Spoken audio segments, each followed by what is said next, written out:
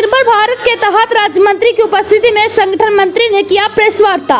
खबर विधानसभा मुख्यालय चितरंगी से है, जहां भारतीय जनता पार्टी के कार्यालय में पंचायत राज ग्रामीण विकास विभाग के राज्य मंत्री राधा सिंह एवं सीधी सिंगरौली सांसद डॉक्टर राजेश मिश्रा, जिलाध्यक्ष भाजपा सिंगरौली सुंदरलाल शाह की उपस्थिति में भाजपा प्रदेश महामंत्री एवं पूर्व विधायक चुरहट सत्येंद्र तिवारी ने आत्मनिर्भर भारत, लोकल फॉर वोकल एवं जीएसटी के घटे प्रतिशत से हो रही लाभ के संबंध में पत्रकार वार्ता की, जिसमें स्वदेशी वस्तुओं को अपनाकर दीपावली मनाने की अपील करते हुए हार्दिक शुभकामनाएं एवं बधाइयां दी गई।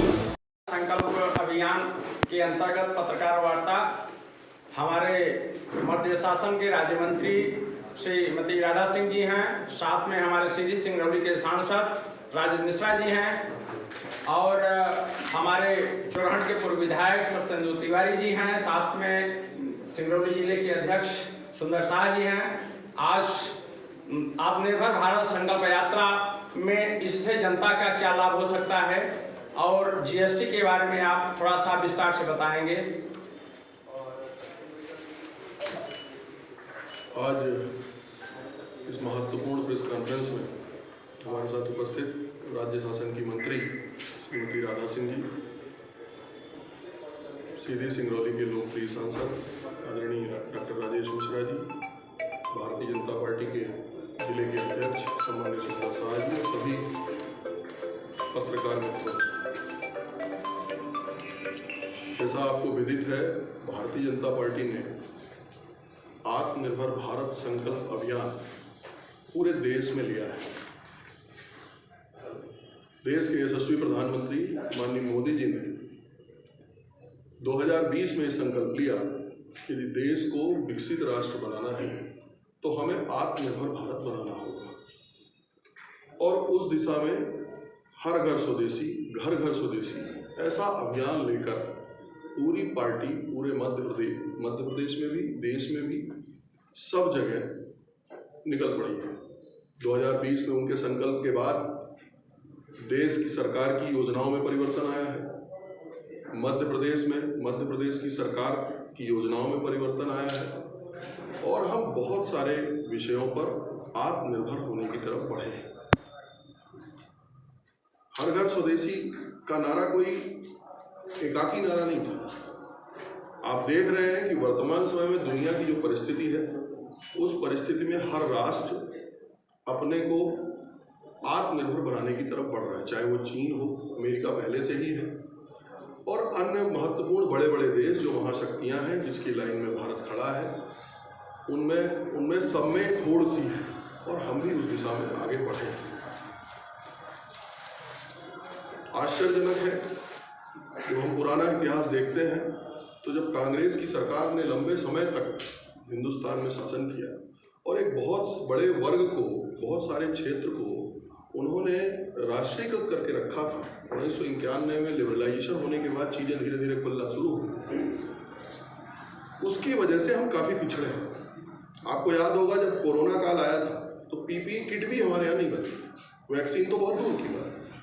हमारी हालत क्या थी और हम किस तरह दूसरों पर निर्भर थे, ये इसका एक अंदाज आपको कोरोना टाइम में समझ में आया था। पर मैं धन्यवाद दूंगा देश के यशस्वी प्रधानमंत्री मोदी जी को कि तुरंत पीपीई किट भी हमारे यहाँ बनने लगी और कोरोना की वैक्सीन भी हमने बनाई। 100 देशों से ज़्यादा देशों में हमने कोरोना की वो वैक्सीन भेजी, कोरोना मैत्री के नाम। ये छोटी छोटी बातें थीं जिन्होंने इस देश को मजबूत करने के लिए काम किया, लेकिन उन्होंने ये समझा कि यदि देश को मजबूत करना है तो सबसे पहले इंफ्रास्ट्रक्चर पर ध्यान देना। आपको आश्चर्य होगा कि माननीय मोदी जी के आने के पूर्व इस देश का इंफ्रास्ट्रक्चर का जो अधिकतम बजट था यूपीए की सरकार तक में, वो 2.5 लाख करोड़ रुपए का था और इसीलिए हमारे पास अच्छे एयरपोर्ट नहीं थे, हमारे पास अच्छी रेलवे लाइनें नहीं थी, हमारे पास अच्छी सड़कें नहीं थी और जब ये सब नहीं था तो बाहर के लोग हमारे यहाँ आने में संकोच करते थे, पहुँच नहीं पाते थे। मेरे को ये बताते हुए बड़ा हर्ष हो रहा है कि आज देश की सरकार का जो बजट है इंफ्रास्ट्रक्चर का, वो लगभग 12.5 लाख करोड़ रुपए का है। 6 गुना बढ़ोतरी पिछले 10 सालों में हुई है, जबकि इसके पहले का बजट मैं आपको बता रहा हूँ, आपसे निवेदन कर रहा हूँ कि एक लंबे कार्यकाल के बाद तक हम 2.5 लाख करोड़ में पहुंचे। आज हम सब मोबाइल का उपयोग कर रहे हैं। अब इस मोबाइल का कुछ भी हमारे यहाँ नहीं बनता। हमको दुनिया ने उपभोक्ता मान लिया था कि हम 140 करोड़ लोग हैं, वो अपना सामान बनाएंगे और हमारे यहाँ बेचेंगे। इसको यू टर्न देना था और देश के यशस्वी प्रधानमंत्री मोदी जी ने वो परिकल्पना, वो विजन देखा कि हम 2047 में विकसित भारत बनेंगे, और न केवल विकसित भारत बनेंगे, हम इस पूरे व्यवस्था को यू टर्न करेंगे। हम बड़े उपभोक्ता बाजार की जगह पे हम नए उपभोक्ताओं की तलाश करेंगे, वहां जाएंगे। आज मोबाइल 99% मोबाइल हमारे यहाँ असेंबल हो रहे हैं या बन रहे हैं। बड़ी बड़ी कंपनियां हमारे यहाँ मोबाइल का उद्योग लगा रही हैं। अब हमारे यहाँ यदि उद्योग लगेगा तो रोजगार भी हमारे यहाँ के लोगों को मिलेगा। उसके लिए जो प्रॉपर इंफ्रास्ट्रक्चर की जरूरत है, वो इंफ्रास्ट्रक्चर भी देने की बात हुई है। बड़े बड़े हाईवेज बन रहे हैं, आप कहीं भी जाइए। अभी मैं 14 तारीख को व्यवहारी में था, व्यवहारी से मैं खंडवा तक गया बाई रोड, और फिर खंडवा से लौट के मैं फिर आज आपके बीच चितरंगी में हूँ। तो ये 3-4 दिन में जो ये सफर हो गया, ये सफर जीएसटी के नए स्लैब में ये सफर पहले संभव नहीं था। ये एक बड़े संकेत जो हमें देश को स्वदेशी की तरफ और आत्मनिर्भरता की तरफ ले जाने के लिए तैयार हुए हैं। उसमें मोबाइल में मैंने कोरोना का आपसे जिक्र किया, डिफेंस की यदि आप बात करें, आप आश्चर्य करेंगे, हम ना गोली बनाते थे, ना बुलेट प्रूफ बनाते थे, हमारे पास कुछ भी नहीं था। हमने वो सब बनाया, और न केवल बनाया, अभी ऑपरेशन सिंदूर में आपने देखा कि हमारी ब्रह्मोस मिसाइल ने पाकिस्तान पे कहर बरपाया और उसको घुटने पर ला दिया। हमने देखा कि हम अब INS विक्रांत भी हमारा अपना बना हुआ है, हम अपने युद्धपोत बना रहे हैं, और उस युद्धपोत ने अभी भूमध्य सागर में तुर्की के खिलाफ तुर्की को चारों तरफ से घेर लिया था। ये सब हमको मालूम है, लेकिन ये जो हो रहा है ये हमारे अपने विजन के कारण, भारतीय जनता पार्टी के प्रधानमंत्री माननीय मोदी जी के विजन के कारण हो रहा है। मध्य प्रदेश भी इस दिशा में पिछले 20 सालों में तेजी से बढ़ा है। बहुत सारे अभी जो इन्वेस्टर्स मीट हमारे माननीय मुख्यमंत्री जी ने की, उसमें लगभग 30,000 करोड़ रुपए के नए इन्वेस्टमेंट आने के MOU हुए। ये सब बड़े परिवर्तन जो दिख रहे हैं हमको, ये अचानक नहीं हुए। इसके पीछे एक संकल्पना थी, इसके पीछे एक विजन था, और उस विजन के तहत काम हुआ। हमने अभी हम सब पढ़ रहे हैं, हम सब ने सुना है ऑपरेशन सिंदूर के बाद कि अब भारत अपने सेमीकंडक्टर बनाएगा। 6 बड़ी बड़ी फैक्ट्रियां सेमीकंडक्टर के लिए आ रही हैं। हम सब ने देखा कि यदि हम टीवी भी खरीदते हैं तो टीवी का कुल कीमत होता है 2,000 रुपये, और उसमें जो सेमीकंडक्टर चिप लगी होती है वो बाहर से आती है और उसकी कीमत होती है 10,000 रुपये। तो उस पूरे के पूरे प्रोडक्ट की कीमत बढ़ जाती है। हम जब अपना सेमीकंडक्टर बनाएंगे तो हमारे यहाँ लोगों को चीजें भी सस्ती मिलेंगी। इस आधार पर नए 6 MOU साइन हो गए हैं। एक अभी गुजरात में फैक्ट्री चालू होने वाली है, और अगले आने वाले कुछ वर्षों में अपने सेमीकंडक्टर बना पाएंगे तो हम अपने डिफेंस के क्षेत्र को, अपने स्पेस के क्षेत्र को, अपने मेडिकल के क्षेत्र को, अपने उपभोक्ता बाजार के क्षेत्र को, सबको व्यापक पैमाने पर वर्ल्ड क्लास का बनाकर और बाहर उसको बेचने का काम कर पाएंगे। ऐसा अभी आपने देखा डिफेंस में भी हम बाहर दे रहे हैं, तो होड़ मच गई है कि भारत से मिसाइल खरीदो, भारत से सामान खरीदो, भारत से बंदूक खरीदो, भारत से अन्य डिफेंस के इक्विपमेंट करो। हमारा जो फार्मास्यूटिकल है वो दुनिया में है। अमेरिका जो अभी टैरिफ लगा रहा है वो मेनली फार्मास्यूटिकल हमारे व्यवसाय को कमजोर करने के लिए ही है। तो कुल मिलाकर आत्मनिर्भर भारत, स्वदेशी भारत, इस संकल्पना के साथ हम 2047 में एक विकसित भारत की तरफ बढ़ें, इसका अभियान भारतीय जनता पार्टी ने लिया है।